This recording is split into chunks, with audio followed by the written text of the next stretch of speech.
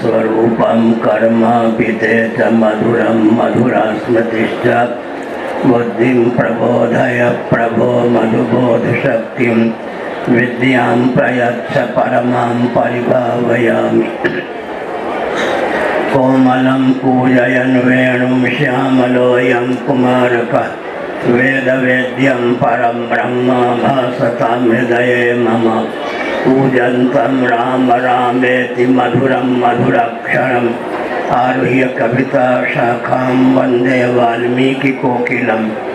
निगमकल्पतरोर्गलितं फलं शुकमुखादमृतद्रवसंयुतं पिबत भागवतं रसमालयं मुहुरहो रसिका भुवि भावुकाः। त्रणादपि सुनीचेन तरोरपि सहिष्णुना अमानिना मानदेन कीर्तनीय सदा हरि नारायणाखिल गुरो भगवन् नमस्ते शिवाय नमः शिवलिंगाय नमः तन्मे मनः शिव संकल्पमस्तु सर्वे भवन्तु सुखिनः। श्री राम जय राम जय जय राम श्री राम जय राम जय जय राम। धर्म के अधर्म का प्राणियों में विश्व का गौ माता की गोहत्या भारत सर्वभूत हृदय धर्म सम्राट श्री स्वामी करपात्री जी महाराज की, श्री जगन्नाथ महाप्रभु की, श्री बलभद्र महाप्रभु की, भगवती सुभद्रा देवी की, चक्र सुदर्शन महाभाग की, वृंदावन विहारी लाल की, तीर्थराज प्रयाग की। हर हर गोविंद जय जय गोपाल जय जय राधा रमण हरि गोविंद जय जय श्री कृष्ण गोविंद हरे मुरारे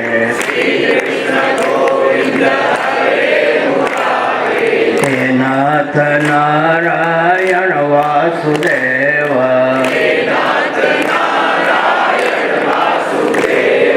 गोविंद जय जय गोपाल जय जय राधा रमण हरि गोविंद जय जय गोविंद जय जय गोपाल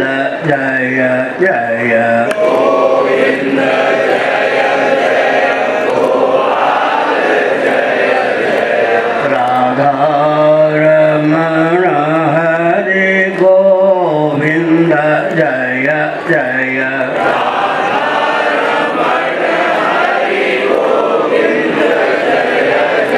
सखी है नंद तनय आगच्छति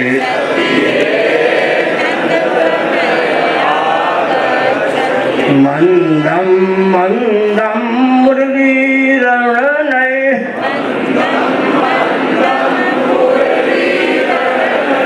समधिक सुखं प्रयच्छति सखी है नंद तनय आगच्छति चिन्मय चिद घन श्याम सुंदर है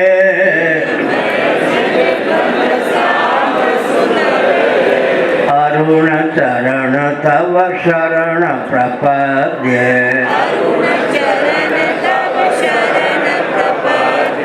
लोविया जल बिच मरत पियासा पानी में ठार पीवे नहीं मूर्ख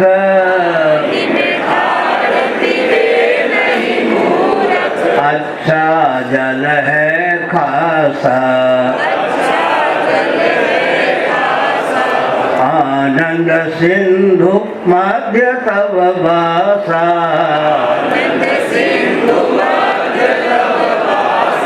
विनु जाने कतम रसि पियासा,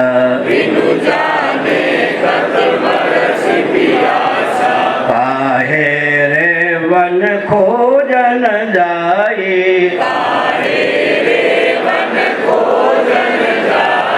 सदा अलेपा अलख निरंजन, तेरे संग समाई, हम हिंदू राष्ट्र बनाएंगे, हम भारत भव्य बनाएंगे, हिंदू सर से मान सर तक, भारत बृहद बनाएंगे, मस्तक नित सूर्य अंकित, केसरिया ध्वज लहराएंगे, हम हिंदू राष्ट्र बनाएंगे, हम भारत भव्य बनाएंगे, हम भारत बृहद बनाएंगे, वंदे मातरम, वंदे मातरम, वंदे मातरम। नारायण।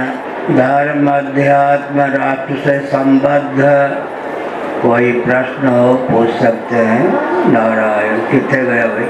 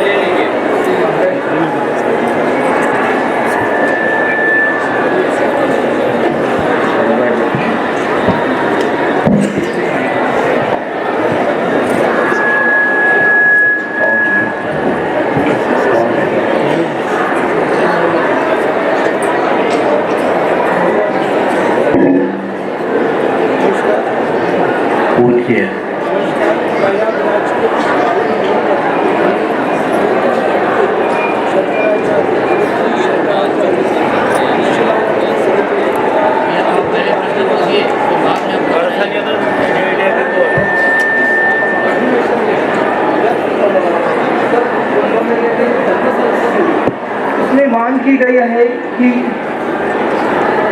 सनातन बोर्ड की मांग की गई है और उसका संचालन सभी चारी शंकराचार्यों द्वारा हो जाए, ऐसी मांग की गई है। तो उसके बारे में आप क्या कहना चाहिए? मांग भरने वाला पति होता है, किसी को पति बनाने के लिए हमारा जन्म नहीं हुआ। चार शंकराचार्य होते हैं, प्रामाणिक, कांग्रेसी, भाजपाई, सपाई, बसपाई न हो, अपने दायित्व का निर्वाह करें। पूरे विश्व के 1/4 भाग का दायित्व उनके ऊपर होता है। उनके नेतृत्व मठ मंदिर सुरक्षित रहते हैं। कोई मांग नहीं, कोई मांग भरने वाला हम बनाते नहीं।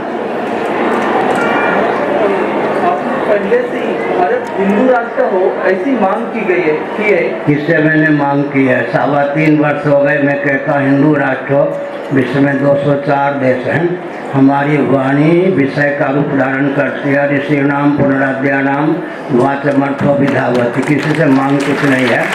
हम लोगों की वाणी जो है अपने आप सफल हो जाती है भगवत कृपा।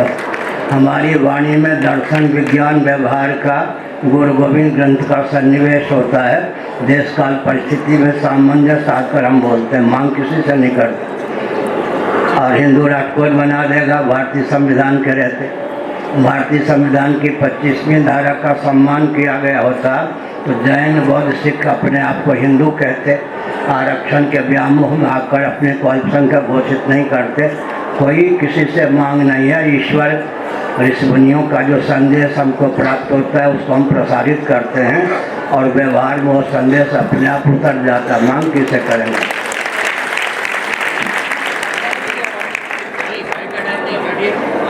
और महाराज श्री के चरणों में प्रणाम करता हूँ। महाराज श्री, अभी जो बांग्लादेश में हिंदुओं का नरसंहार हुआ है, महाराज श्री उसको आप क्या कैसे देखते हैं उसे, और भारत सरकार की तरफ से अपेक्षित सहायता नहीं मिली है, क्या संत समाज उसमें कुछ अपना दिशा निर्देश करेगा? बैठिए, हम मौन हैं क्या? हमको जो कहना चाहिए कहते हैं, जो करना चाहिए करते हैं, सुन लीजिए।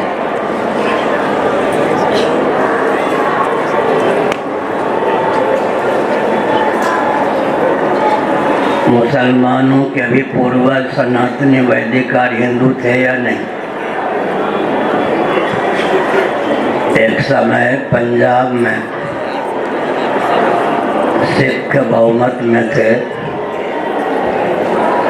और हिंदू अल्पमत में माने जाते थे। हिंदुओं को यातना देनी प्रारंभ की गई। एक बुजुर्ग वयोवृद्ध सिख ने कहा, 10 गुरुओं के मार्ग पर चलो। फिर आगे कहा कि मान लो पंजाब में सिख बहुमत में है, अन्य जगह भी तो सिख हैं, वे फिर सुरक्षित नहीं रहेंगे। अदूरदर्शिता बुद्धिहीनता का परिचय मत दो। जब तक हिंदू सुरक्षित हैं तभी तक मुस्लिम क्रिश्चियन कम्युनिस्ट तंत्र भी सुरक्षित। मान लो बांग्लादेश से हिंदू भगा दिए गए या हिंदू मार दिए गए तो मार काट की भावना मुसलमानों में तो बनी है, आपस में मार काट के नष्ट हो जाएंगे। जहाँ हिंदू अल्पसंख्यक हैं या हिंदू हैं ही नहीं, वो आपस में लड़ते फिरते रहते हैं। मानवोचित का परिचय देना चाहिए। दूसरी बात है कि हिंदुओं को केवल पेट और परिवार तक सीमित नहीं रहना चाहिए। सच्चिदानंद स्वरूप सर्वेश्वर के स्मरण का बल समर्जित करना चाहिए। सद्भाव पूर्वक संवाद का बल हो, सेवा का प्रकल्प हो और संघ बल हो, तब चारों साकार को अपनाने पर हिंदू कहीं भी रहेंगे, आस्था के केंद्र रहेंगे, सुरक्षित रहेंगे। नहीं तो केवल पेट परिवार तक सीमित रहने पर दुर्दशा होगी। आगे नारायण।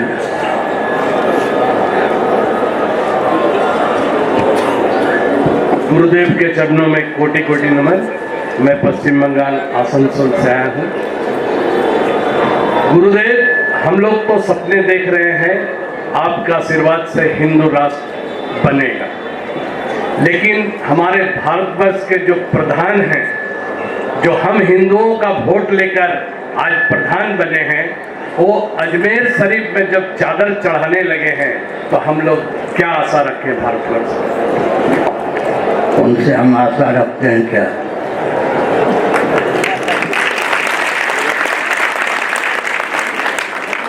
उनसे कोई आशा नहीं रखते। पहले ही मैंने कह दिया, ऋषि मुनि सिद्धों की जो भावना होती है हम तक पहुँचते हैं या पहुँचती है, उस भावना को हम व्यक्त करते हैं। कालांतर में भावना सफल हो जाती है। उदाहरण के लिए मनमोहन सिंह जी के शासनकाल में, करुणानिधि के शासनकाल में श्री राम सेतु को विखंडित करने की भावना से यंत्र लगाए गए। 2 देशी यंत्र टूट गए। विदेश से एक यंत्र मंगवा के लगाया गया। स्वामी जी की आयु बहुत छोटी थी, इनको लेकर हम पहुँचे। किसी से हमने कोई मांग नहीं की। समुद्र के तट पर मौन होकर आध घंटे तक हमने भगवान समुद्र की आराधना की। बिना हु हल्ला के राम सेतु की रक्षा हो गई। उड़ीसा में ब्रह्मवर्धा नामक स्थान है। एक उत्सव में 1100 गाय बैल कटने के लिए लाए गए। हमको पता चला, हमने कहा एक मुर्गी की भी हत्या नहीं होगी, खिचड़ी खा के सम्मेलन करना हो तो करो, नहीं तो भगो।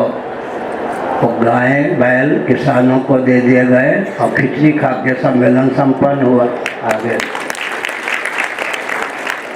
हम स्वप्न नहीं देखते, भारत हिंदू राष्ट्र होगा ही और है ही, और कहना शुरू कीजिए हिंदू राष्ट्र भारत की जय। हीनता दीनता दरिद्रता जिसके जीवन में ना हो, जिसका जीवन अपने और सबके हित में प्रयुक्त भी नियुक्त हो, जो सनातन वैदिक आर्यों की परंपरा में स्थानित हो, उसका नाम हिंदू है। सबके पूर्वज हिंदू, इस तथ्य का अपनोदन कौन कर सकता है? कोई नहीं कर सकता। आगे महाराज जी के चरण में गोड़ लगे छी।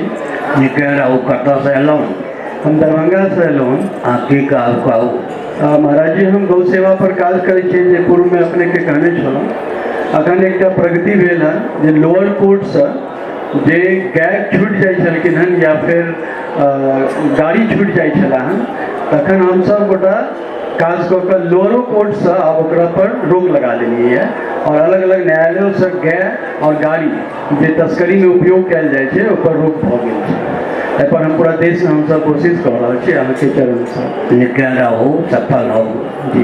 महाराज जी एकटा आकांक्षा छै जे महाकुंभ में जे स्नान करबेकर महात्म्य छै, ताहिमे हमसब गोटा केना ओकर अधिक से अधिक उपयोग करिए, जे जेना उपयोग करै छी करैत रहू, भऽ जेतै। बैसू आगे और कोई प्रश्न? हाँ पूछिए। गुरुदेव के चरणों में दंडवत प्रणाम। हाँ गुरुदेव मेरा नाम स्वर दर्शन है। स्वदर्शन? स्वर दर्शन। अच्छा, स्वप्न दर्शन तो नहीं? जी नहीं। गुरुदेव मैं स्वर दर्शन? अरे जी मैं संगीतकार हूँ, मैं गायक हूँ। हाँ अपना तो घर परिवार और नौकरी पेशा छोड़कर मैं संगीत की साधना में लगा हूँ। अच्छा मेरा कहिए। प्रश्न जो है वो संगीत के ऊपर ही है। गुरुदेव मैं मार्गदर्शन चाहता हूँ कि हम जैसे संगीतकार राष्ट्र सेवा संगीत पद्धति से कैसे सीख सकते हैं और संगीत पद्धति से राष्ट्र धर्म कैसे निभा सकते हैं? बहुत बढ़िया। सम्यक गीत भारत के स्वरूप स्वभाव प्रभाव का वर्णन कीजिए संगीत के माध्यम से, स्वर लहरी के माध्यम से। स्वर लहरी जहाँ तक पहुँचेगी वहाँ तक वातावरण दिव्य होता जाएगा। घूमते रहिए और संगीत के द्वारा से सबके चित्त को राष्ट्रभक्ति के प्रति अग्रसर कीजिए। बैठिए। हाँ कहिए।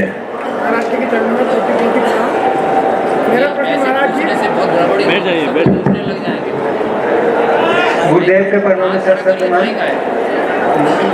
मैं ये पूछना चाहता हूँ कि पूरा कुंभक रेचक में ध्यान करने का विधि है जो बताया गया नाभि, हृदय और मस्तिष्क में। तो नाभि में दो जगह, एक नाभि एक ऊपर है, एक अंदर जो धक धक करता है।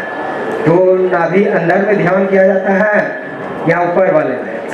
किसी भी स्थान का चक्र विशेष का आलम्बन लेते हैं।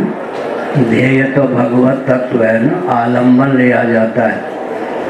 जैसे शाखा चंद्र न्याय है, दूज के चांद को देखना हो, इस वृक्ष की और इस शाखा की ओर ध्यान केंद्रित करो, आप दृष्टि को ऊपर ले जाओ, चंद्रमा तक दृष्टि पहुंच जाती है। कोई चक्र ध्यान का विषय नहीं है। चक्रगत जो देवता होते हैं वो ध्यान के विषय हैं। तात्कालिक आलम्बन के लिए चक्र है। आगे भवचक्र की निवृत्ति में चक्र देवता की आराधना का उपयोग और विनियोग है। आगे एक एक करके। गुरु जी के चरणों में सादर प्रणाम। मैं राजस्थान से आया हूँ प्रभु। जो हिंदू राष्ट्र का जो हमारा दिव्य स्वप्न है और जो कि अब लग रहा है कि साकार होगा, तो उसमें मेरा एक ही है कि अभी जो आसुरी शक्तियाँ हैं, जैसा कि सभी समझ ही रहे हैं, तो इन आसुरी शक्तियों के साथ ही हमें हिंदू राष्ट्र का बनेगा या फिर इनको हटा करके हम हिंदू राष्ट्र का स्वप्न पूर्ण करेंगे? पहली बात यह है कि तत्व पक्षपातो ही स्वभावो धियाम। जीव का और जीव की बुद्धि का स्वभाव है। तत्व का, तथ्य का, वस्तु स्थिति का, सत्य का पक्षधर होना, वस्तु स्थिति को दर्शन विज्ञान व्यवहार में तालमेल बैठाकर व्यक्त करेंगे तो जो आज हिंदुओं के विरोधी माने जाते हैं वो भी समर्थक बन जाएंगे। अत्यंत असुर कोटि के जो व्यक्ति होंगे, असुर का अर्थ होता है असुर प्राणोपलक्षित अनात्म वस्तुओं में तादात्म्यापन रमण करने वाले। असुर शब्द निंदा का भी वाचक है, प्रशंसा का भी वाचक है। ऋग्वेद आदि में जो असुर शब्द है कहीं कहीं प्रशंसा का वाचक है। वलिष्ठ, ऐसे राक्षस से राक्षस बनता है, रक्षक राक्षस से राक्षस। जब कोई बल का दुरुपयोग करता है, देहेंद्रीय प्राणांतकरण का दुरुपयोग करता है, असुरिया नाम ते लोका अंधेन तमसावृता निंदावाचक हो जाता है। इसलिए जो आश्रित शक्तियाँ हैं उनके हृदय में आश्रित संपत्ति जो है विनाश में हेतु है, या विवेक डाल दीजिए। वो सोचेंगे हाँ हमारा जीवन न अपने हित में न अन्यों के हित में प्रयुक्त अभियुक्त हो रहा है, छायाए जगतो हिता, अपने आप को दुर्बल हो जाएंगे। दैवी संपन्न व्यक्ति के प्रति और दैवी संपत्ति के प्रति आस्थान्वित हो जाएंगे। फिर भी जो अत्यंत क्रूर स्वभाव के होंगे वो दब जाएंगे। संघे शक्ति कलयुगे। अब दूसरी बात है, सुनिए। सज्जनों की सज्जनता दुर्जनों के बल पर ही तो प्रकट होती है। दुर्जन न हो तो सज्जनों की सज्जनता को प्रकट करने वाला अभिव्यंजक संस्थान कौन, और सज्जन न हो तो दुर्जनों की दुर्जनता के यहाँ व्यक्त हो। सज्जन के कारण दुर्जन उत्पन्न होते हैं, दुर्जन के कारण सज्जन उत्पन्न होते हैं। गीता का 16वां अध्याय तो निसर्ग सिद्ध है। वृक्षों में भी दो प्रकार के वृक्ष होते हैं। एक वृक्ष ऐसे जिनके नीचे जाने पर उनकी शाखाएं रक्त को चूस करके व्यक्ति को मुर्दा बना देती हैं, ये भी हमने देखा है। कुछ ऐसे वृक्ष होते हैं जो प्रज्ञा शक्ति प्राण शक्ति का अपहरण करने लगते हैं। कुछ ऐसे वृक्ष होते हैं जो प्रज्ञा शक्ति प्राण शक्ति को पुष्ट कर देते हैं। इसलिए जल स्थल नभ में दो प्रकार के प्राणी होते ही हैं, लेकिन सज्जनों के हृदय में सज्जनता के प्रति आस्था उत्पन्न हो, दुर्जनों के हृदय में ग्लानि उत्पन्न हो, धिक मेरे जीवन को, मैं दुर्जनता के चपेट में पड़कर न अपने हित में प्रयुक्त हो रहा हूँ न दूसरों के हित में। दूसरी बात है कि कुछ लोग समझते हैं कि सज्जन धर्म के मार्ग पर चलते हैं तो कष्ट मिलता है, दुर्जन खुशी प्रसन्न रहते हैं, ये भी भ्रम ही है। दुर्जन किसको कहेंगे? हिंसा, मिथ्या भाषण में, चोरी में, व्यभिचार में, परिग्रह में जिनकी प्रीति प्रवृत्ति हो, यही तो 5 यम जिनके जीवन में प्रतिष्ठित न हो दुर्जन होते हैं। हिंसकों से पूछिए वो प्रसन्न रहते हैं क्या?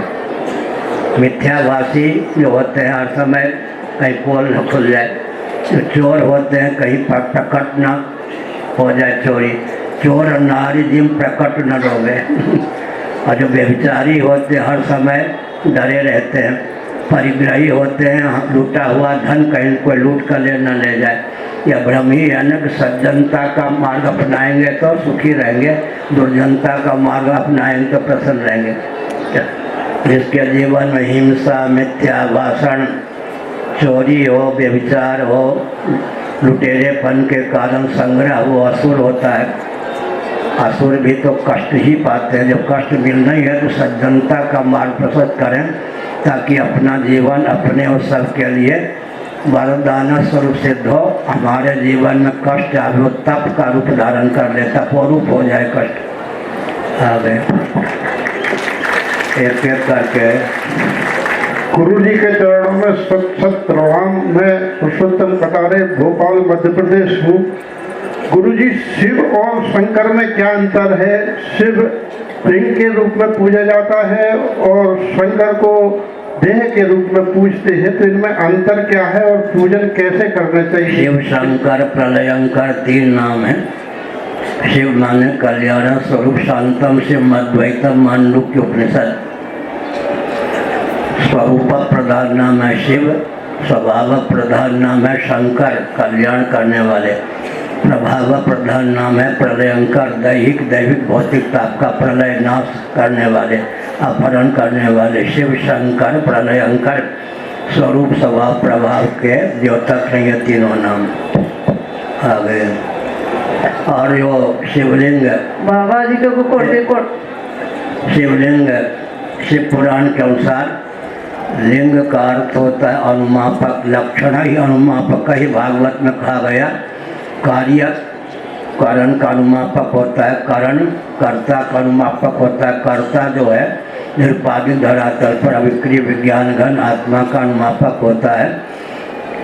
शिवलिंग का अर्थ होता है शिव का अनुमापक लिंग चिन्ह, जैसे अखंड धूमधारा को देखकर पर्वत में अग्नि का अनुमान होता है, मानस में अग्नि का अनुमान होता है। लक्षण ही अनुमापक ही भागवत का वचन है, तो लिंग माने अनुमापक। दूसरा अर्थ है शिव पुराण के अनुसार शिव स्वरूप लिंग, जो शिव वही लिंग, शिव ही लिंगाकार परिलक्षित होते हैं। अर्थात लिंग माने चिन्ह, अर्थात निराकार ही साकार होता है, निर्गुण ही सगुण हो जाता है। गुरु जी के कोटि कोटि प्रणाम। हम पूछना चाहते हैं, पूजा के टाइम में मन विचलित हो जाता है। कहाँ से पूछ रहे हैं? हम बिहार से। हाँ, बिहार वालों का मन विचलित होता होगा। हाँ, अब बाबा के शिवलिंग पर बेलपत्र चढ़ाकर खाना चाहिए कि नहीं? अगर सिद्ध महापुरुष के द्वारा गोपीश्वर हैं, गोपेश्वर है ना, जैसे और बद्री, ये कौन है वहाँ झारखंड में वैद्यनाथ, सिद्ध महापुरुषों के द्वारा प्रतिष्ठित लिंग पर जो सामग्री चढ़ाई जाती है उसका सेवन कर सकते हैं, अन्यत्र नहीं, यह मर्यादा है। और जो पार्थिव शिवलिंग है उनको निवेदित करके उसका सेवन नहीं करना। आप नहीं करें, लेकिन अन्य प्राणियों का पोषण तो होगा ही उसके द्वारा। आ गया। और गुरुदेव के चरणों में प्रणाम। गुरुदेव पंजाब की ओर आएगा, तुसी प्रेम में उत्थे बैठो। हाँ गुरुदेव आपके चरणों में सशस्त्र नमन वंदन प्रणाम। गुरुदेव कुंभ की, अच्छा हाँ, कुंभ में ये जो सनातन धार्मिक जनता है किस प्रकार से लाभ ले और हिंदू राष्ट्र में आपका किस प्रकार सहयोग प्रदान करें? ठीक है, सहयोग हम करें, ठीक, अच्छी बात है। कौन सनातन? सनातन कौन? वही गोवा वाला क्या?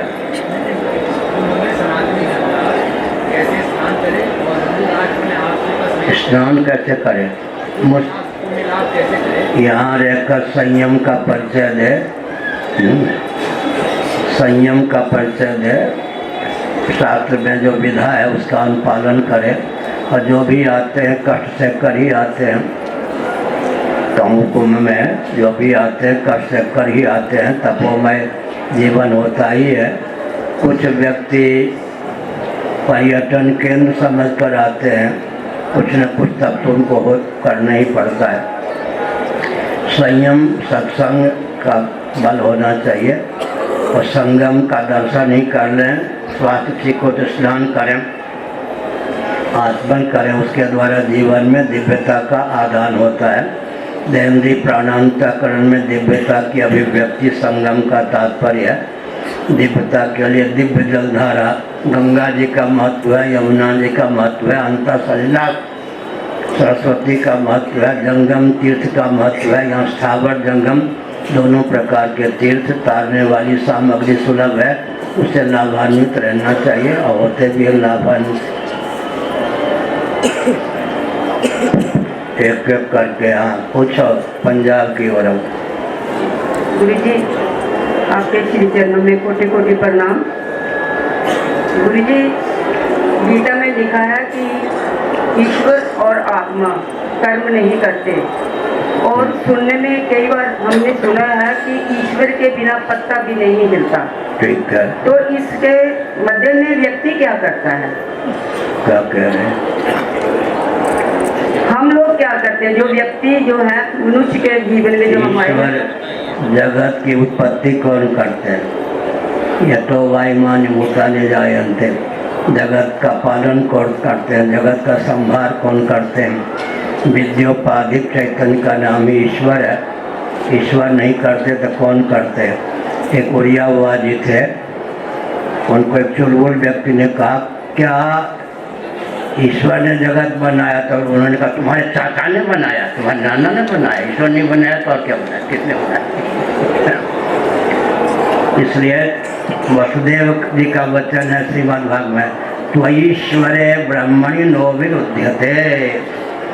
निरुपाधिक धरातल पर ईश्वर का नाम है ब्रह्म, विद्योपाधिक ब्रह्म का नाम हो जाता है ईश्वर। यतो वायुमानि भूतानि इत्यादि के अनुसार जगत के उत्पादक पालक संहारक ईश्वर ही सिद्ध होते हैं। निरुपाधिक धरातल पर अभिक्रिय विज्ञान घन है, सोपाधिक धरातल पर जगदीश्वर हैं, सबके नियामक हैं, सर्वज्ञ हैं, सर्वशक्तिमान हैं। तमः प्रधान प्रकृति के योग से पंचभूतों के द्वार से ब्रह्म तत्व ही जगदाकार समुल्लसित है। मलिन सत्वगुण प्रधान प्रकृति के द्वार से ब्रह्म तत्व ही जीवाकार पर लक्षित है। शुद्ध सत्वगुण प्रधान प्रकृति के योग से ब्रह्म तत्व ही जगदीश्वर के रूप में समुल्लसित है।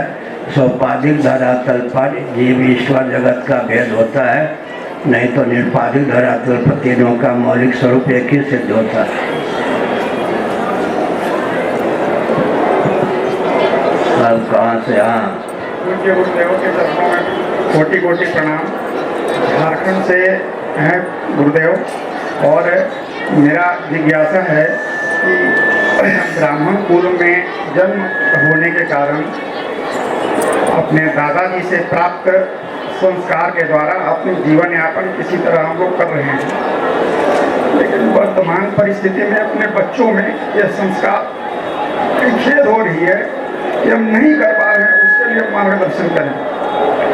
ठीक है, भगवान से प्रार्थना तो कर ही सकते हैं और हृदय से उन बालकों को भगवान के प्रति समर्पित कर दें। जब तक समझेंगे मेरे द्वारा उत्पन्न है तब तक ठीक नहीं होगा। भगवान की कृपा से ये लाल प्राप्त हुए हैं, लाडले लाल बहुत तेजस्वी बने, वो धीरे धीरे हो जाए। जब तक ममता है तब तक वो बिगड़ते रहेंगे। ममता तू न गई मेरे मन से, ममत्व न हो तो माता पिता पालन भी न करें, ये भी है। महाराज जी के चरणों में नमन। मैं गाजियाबाद से विनोद कुमार सर्वोदय। मेरा बात कहने का मतलब ये है, मैं चाहता हूँ ये जब भारत धर्मनिरपेक्ष राष्ट्र है तो यहाँ पे अल्पसंख्यक मंत्रालय का क्या औचित्य है? क्या करें?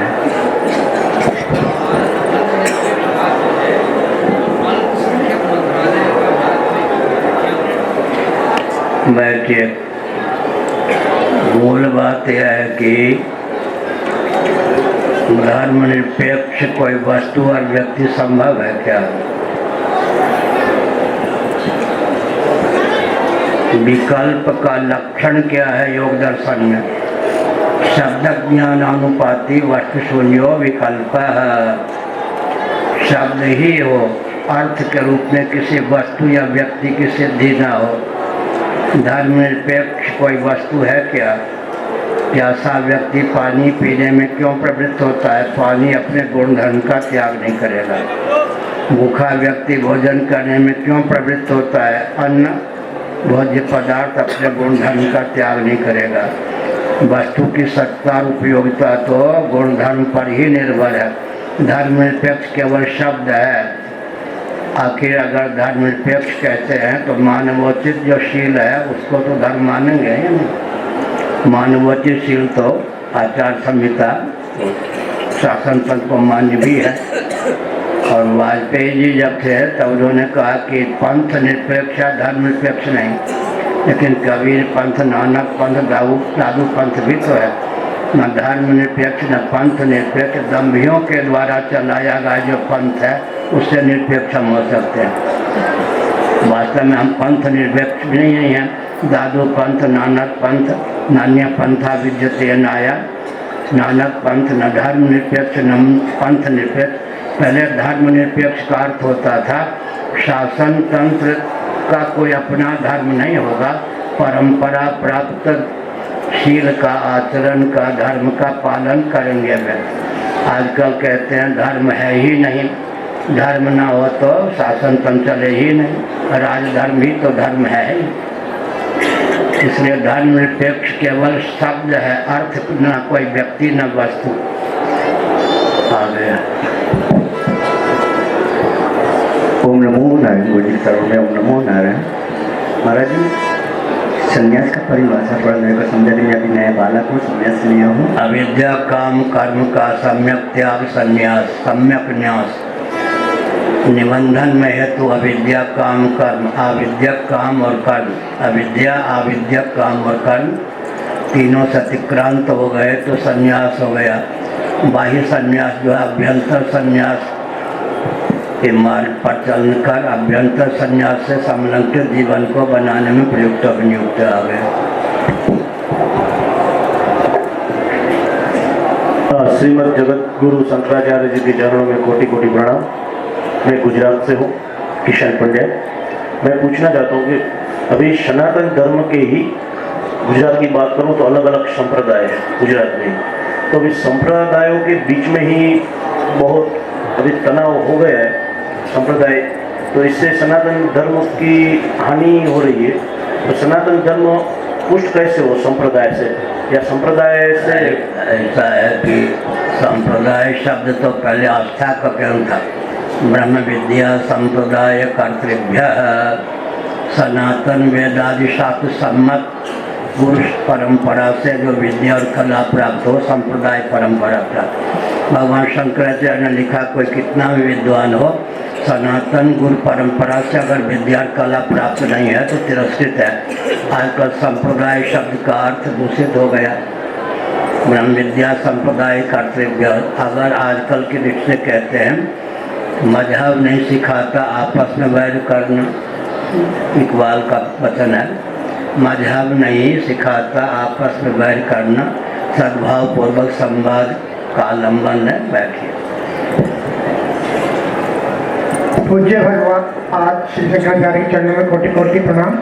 महाराज जी, मेरा प्रश्न है कि पुरुष सूत्र के मंत्र के अनुसार 4 वर्णों की उत्पत्ति भगवान के अंगों से हुई है या चारों वर्णों को भगवान के अंगों के रूप में आरोपित किए गए हैं? उत्तर है पदभ्याम शूद्र अजायत, अजायत का अध्याहार पहले भी करना। पुरुष सूक्त में जो पदभ्याम शूद्र अजायत नाभ्यासित है, अजायता के अनुकूल ऊपर के वचनों का अर्थ करना चाहिए। आगे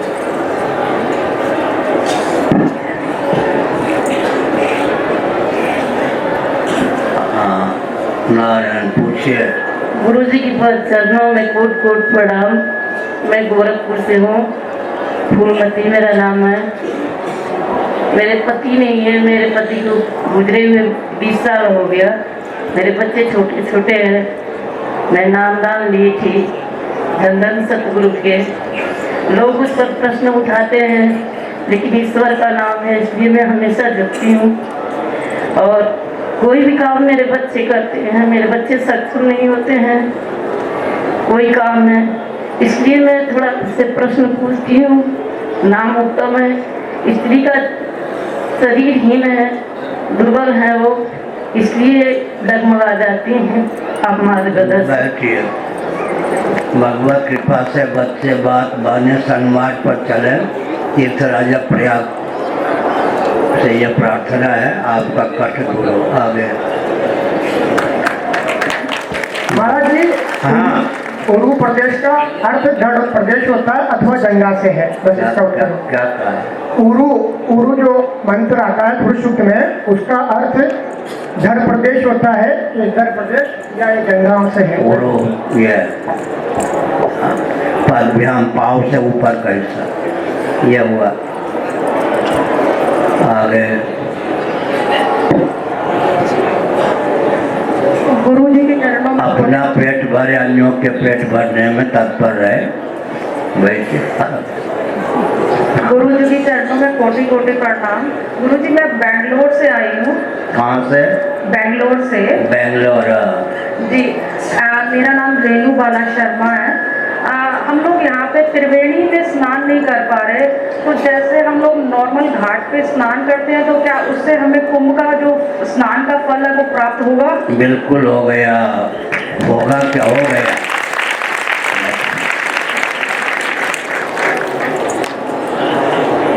आगे नाम लेने से भी फल मिल जाता है, फिर तो आप नगरी में आ गई हो, फल मिल ही रहा है। गुरु जी के चरणों में कोटि कोटि सहस्त्र वंदन। गुरु जी, हम कच्छ गुजरात से आए, विजय रावल नाम है और राष्ट्रपति पुरस्कार विजेता हूँ। और हम प्रयागराज में आए तो हमसे छोटा का छोटा आदमी का कर्तव्य क्या है, पहले हम क्या करके राष्ट्र सेवा सत सेवा कर सकते हैं। बैठिए। सेवा कैसे कर सकते हैं? अपने जीवन को जितना उन्नत करेंगे उसकी प्रतिक्रिया अन्यत्र होगी। अपना जीवन अपने और सबके हित में प्रयुक्त अभियुक्त करें। सुनिए, एक व्यक्ति अपने जीवन में अहिंसा को प्रतिष्ठित करता है, चतुर्दिक उसकी उपस्थिति से हिंसक भी हिंसा को छोड़कर विहरण करते हैं। अपना जीवन भी उन्नत हो, संपर्क में आने वाले समीप वाले व्यक्ति का भी जीवन उन्नत हो, यह धर्म का स्वरूप है। इसलिए जो धार्मिक होता है वो संकीर्ण विचार वाला नहीं होता, उसका जीवन उसके और सबके हित में प्रयुक्त अभिनियुक्त होता है। भगवान से प्रार्थना करें और वसुधैव कुटुंबकम की व्याख्या अपना जीवन है। महोपनिषद के 6ठे अध्याय का वचन है, वसुधैव कुटुंबकम। उदार चरिता नाम तो वसुधैव कुटुंबकम। माँ के गर्भ से जेल सहित उत्पन्न हुए हैं, जरायुज प्राणी हैं। माँ के पेट में कुछ समय अंडा होकर रहे हैं, अंडाजब प्राणी हैं। अंडे का मौलिक स्वरूप माता पिता के रजवीर का संघात है। स्वेदजब प्राणी भी सिद्ध होते हैं। रजवीर की निष्पत्ति अन्न जल के सेवन से होती है, इससे उद्भिजक प्राणी भी सिद्ध होते हैं। स्वप्नावस्था मनुष्य प्राणी सिद्ध हो जाते हैं। बुद्धि से उपहित होने पर हम स्वयंभू प्राणी सिद्ध होते हैं। निरुपाधिक धरातल पर हम स्वयं हैं। समग्र परिचय हो गया। स्वयं होते हुए स्वयंभू हैं, स्वयंभू होते हुए मनसिज हैं, मनसिज होते हुए अंडज है, अंडज होते हुए स्वेदज है, स्वेदज होते हुए क्या है, जरा उद्भिज है। पूरा परिचय हो गया और कुछ महाराज जी हमें हाँ, गुरु जी के श्री चरणों में नमन।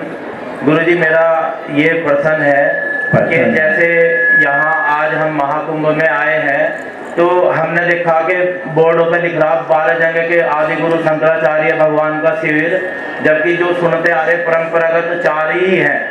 तो इस तरह की जो कुरीतियां समाज में जन्म लेती जा रही और प्रचार होता जा रहा, जमीनी स्तर पे जो राष्ट्र का वेदों का चिंतन जाना चाहिए वो ना जाके एक गुरु शिष्य के रूप में और धर्म को धन आयोजन और वैभव और आनंद के रूप में परिवर्तित किया जा रहा।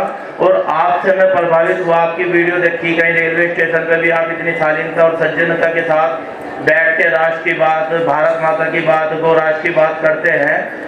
तो इस आपकी आवाज को भारत के हर घर तक, हर बच्चे तक कैसे पहुंचाया जाए, उसमें हमारा क्या योगदान हो, क्योंकि हर बच्चा ये हिम्मत नहीं कर सकता कि वो श्री जगतगुरु शंकराचार्य भगवान से प्रसन्न करे और मार्गदर्शन प्राप्त करे। तो आपकी आवाज मीडिया के माध्यम से हर बच्चे तक जाए और मार्गदर्शन मिले। ऐसा है कि यंत्र के माध्यम से तो प्रवचन प्रसारित होता है, उस प्रसारण में सहभागिता का परिचय दीजिए। नारायण हो गया। श्रीरा पूछना है, पूछ लीजिए, पूछ देव भाई देव। ओम गणपतये नमः। यह देश है नटवर नागर का, नहीं चोर लुटेरा बाबर का। रामायण देखा सागर का और चिन्ह मिटाया बाबर का। महाराज जी, मैं यह चाहता हूं कि आचार्य वामदेव जी ने जय श्री राम का नारा दिया था, हम लोगों ने जय श्री राम का काम कर दिया। आज मैं जगन्नाथपुरी पीठाधीश्वर के मैं मुखारविंद से सुनना चाहता हूं कि हम लोग पहले शुरू काशी से करें या वृंदावन से। अब इंतजार हम लोग नहीं करेंगे। हम चाहते हैं कि 3 नहीं तो 30 आकार नहीं बचेंगे एक मजार। बाबर के साइड देख करके हम लोग से लिया था। मैं चाहता हूं महाराज जी के मुखारबिन से कि हम लोग को आदेश दिया जाए, चाहे वृंदावन चाहे काशी। जय श्री राम, जय श्री राम। जगत गुरु शंकराचार्य की, जगत गुरु शंकराचार्य की, भारत माता की, भारत माता की। वंदे। वाह, कहाँ से आए हैं? महाराज हम झारखंड। हाँ, झारखंड है जी। झारखंडी महादेव। बहुत अच्छा। ऐसा है कि अशोक सिंघल जी का नाम सुना होगा। साथ में थे महाराज जी। आठ बार समझ गए, 70 समझ गए। हाँ एकदम फौलादी साठा सो पाठा। जी सर। हाँ, अशोक सिंघल जी 70 बार मेरे पास आए और श्री राम मंदिर बनवाना चाहते थे अयोध्या में। हमने कहा रामलला की जय बोलो, जय श्री राम। हमारी बात मान ली, आवाज़ तो यहीं से बुलंद हुई। जय श्री राम। भगवान राम का नाम है। राम काज कीन्हे बिना मोहि कहाँ विश्राम। सुबीर पवन सुध पावन नामू अपने बस कर राखे राम।